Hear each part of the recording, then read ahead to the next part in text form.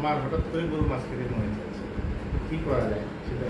তার আমরা আজকে বাজার থেকে নিয়ে এসেছি সেই বাইলার গরু মাছ, আজকে সেটা রান্না করা হয়ে গেছে। চেউ বাইলা, কেউ কেউ বলে চেই বাইলা, চেউরা বাইলা। উপকরণ: এই চেউরা বাইলা মাছ, টমেটো, পেঁয়াজ, কাঁচামরিচ। একটা ফ্রাই প্যান দিয়ে ফ্রাই প্যানটাকে হালকা গরম করে নিচ্ছি। তেল দিয়ে দিচ্ছি পরিমাণ মতো। তেলটা গরম হয়ে গেলে আমরা এখানে আগে থেকে কেটে রাখা কুচি কুচি করে কাঁচামরিচ দিয়ে দিচ্ছি এবং এর সাথে পেঁয়াজ কুচিও দিয়ে দিচ্ছি। এখন ভালোভাবে পেঁয়াজটাকে আমরা হালকা হালকা ভাজা পর্যন্ত নেড়ে অপেক্ষা করব। এখন কেটে রাখা টমেটো আমরা এর মধ্যে দিয়ে দিব। আমরা একটা বাটিতে পোস্ত সরিষা বাটা গুলিয়ে নিচ্ছি। তো আদা বাটা, পোস্ত বাটা মশলার মধ্যে আমরা দিয়ে দিচ্ছি। পরিমাণ মতো রসুন বাটা আমরা এর সাথে দিয়ে দিচ্ছি। এখানে আমরা মরিচের গুঁড়া দিয়ে দিচ্ছি। এখানে আমরা হলুদের গুঁড়া 1 চা চামচ দিয়ে দিচ্ছি। 1 চা চামচ ধনিয়া গুঁড়ো আমরা দিয়ে দিচ্ছি। এখন ভালো করে নেড়ে আমরা মশলাটা মিশিয়ে নিই।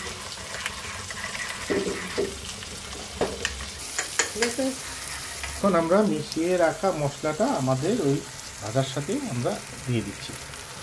এখন ভালো করে মশলাটার সাথে উপকরণগুলো সব একসাথে মিশিয়ে নিচ্ছি। পরিমাণ মতো লবণ দিয়ে দিব এবং তারপরে ভালোভাবে নেড়ে চেড়ে কষিয়ে নেব, অপেক্ষা করব। ঢাকনা দিয়ে ঢেকে দেব একটু সিদ্ধ হওয়া পর্যন্ত।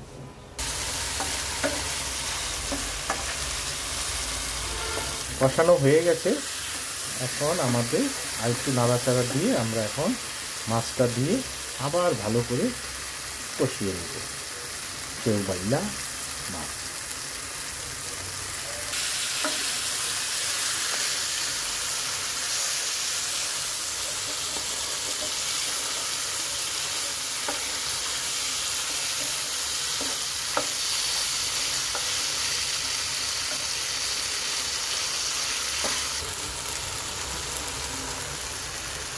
প্রয়োজন মতো পানি দিব আমরা। মাছটা কষানো হয়ে গেলে পানিটা অ্যাড করতে হবে। রান্নাতে সবাই চেষ্টা করবেন কুমকুমা গরম পানি বা একটু বেশি পানি দিয়ে দেওয়ার সময় অ্যাড করে দেওয়ার জন্য। এখন ঢাকনা দিয়ে ঢেকে 15 মিনিটের জন্য মাছটাকে রান্না করতে হবে।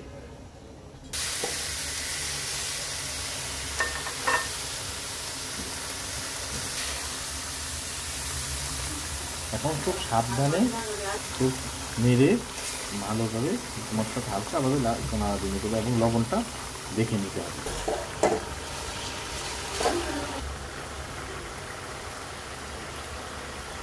দেখতে দারুণ লাগছে।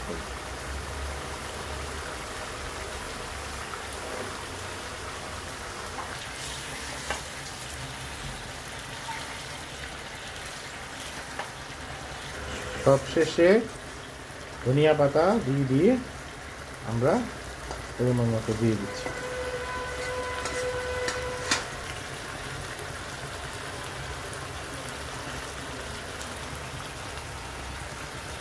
তার শেষের দিকে আসছে, আমরা 2-3 মিনিট পরে এটা নামিয়ে নেব। 2-3 মিনিট ঢেকে রাখবো যেন ধনিয়া পাতার গন্ধটা মাছের সাথে মিশে যায়।